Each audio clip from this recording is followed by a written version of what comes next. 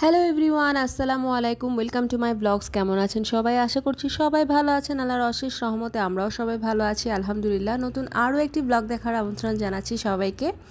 তো আজকে সকাল থেকে ব্লগটি শুরু করেছি। সকালে ঘুম থেকে উঠে আগে নাস্তা করছি।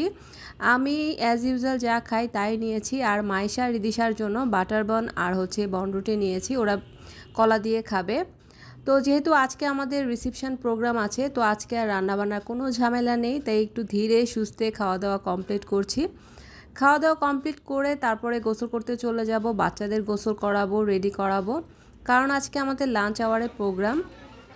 তো এই তো খাওয়া দাওয়া শেষ করে গোসল করে রেডি হয়ে চলে এসেছি ভ্যানুতে। আমি একটু লেট করে এসেছি, আমাদের অনেক আত্মীয় স্বজনই এসে অলরেডি খেয়ে ফেলেছে, বাট আমি সবার লেট করে এসেছি, কারণ বাচ্চাদের রেডি করাতে আমার একটু লেট হয়ে গিয়েছিল, আর আমি একটু ধীরে সুস্থেই আসছিলাম। ভাবলাম যে একটু লেট করে যাই, কারণ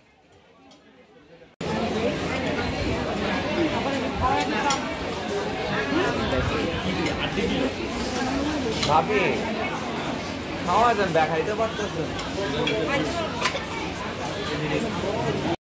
তারপর যে দেখি সবাই ফটো সেশন নিয়ে ব্যস্ত, আর আমাদের ফ্যামিলির অনেকেও ফটো সেশন করে ফেলেছে। তো সবাই আমাকেই খোঁজাখুঁজি করছিল আমি কেন এখনও লেট করছি। আমার হাজব্যান্ড অনেকবার ফোন দিয়েছে। আসলে আমি বাচ্চাদের রেডি করছিলাম, এরই মধ্যে বাসার বুয়া চলে এসেছিল।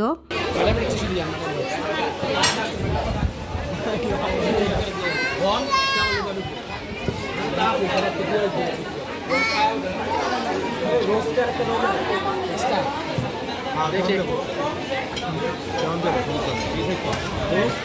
কি কয়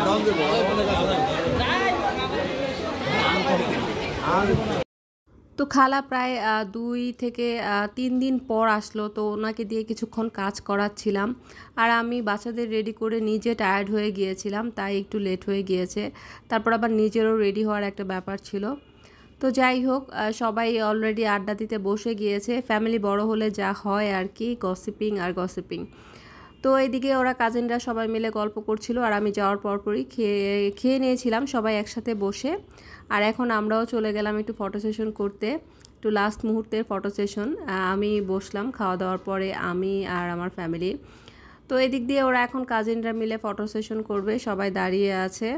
আসলে এত এত রিলেটিভস, তো একজনের পর একজন ফটো সেশন করতে যেতে হয়, কারণ এখানে আবার মেয়ের বাড়ির ফ্যামিলির মেম্বার্সও আছে, আবার আমাদের ফ্যামিলি মেম্বার্স, তো দুই পক্ষ মিলে অনেক মানুষজন। তো সবার সাথে একটু একটু করে টাইম স্পেন্ড করলেও দেখা যায় অনেক সময়ের ব্যাপার স্যাপার। আর তাছাড়া ভেন্যুর নির্দিষ্ট একটা টাইম থাকে, ওই টাইমের মধ্যেই সব কিছু কমপ্লিট করা লাগে। তো এদিক দিয়ে কাজিনরা ছবি তুলছিল, আমার মেয়ে ওদের সাথে ছবি তুললো, আর রিদিশা ওর ভাই ভাবির সাথে ছবি তুললো কতক্ষণ। তো এখন লাস্ট মুহূর্তে সব কাজিনরা মিলে একসাথে কিছুক্ষণ ছবি তুলবে। আসলে এটা ওদের একটা অভ্যাস, সব কাজিনরা যে কোনো প্রোগ্রামে একটা করে ছবি থাকে ওদের। আসলে এখানে তাও সবগুলো অ্যাড হয়নি, আরও কাজিন আছে ওদের, তো সবাই মিলে অ্যাকচুয়ালি স্টেজে জায়গা হবে না।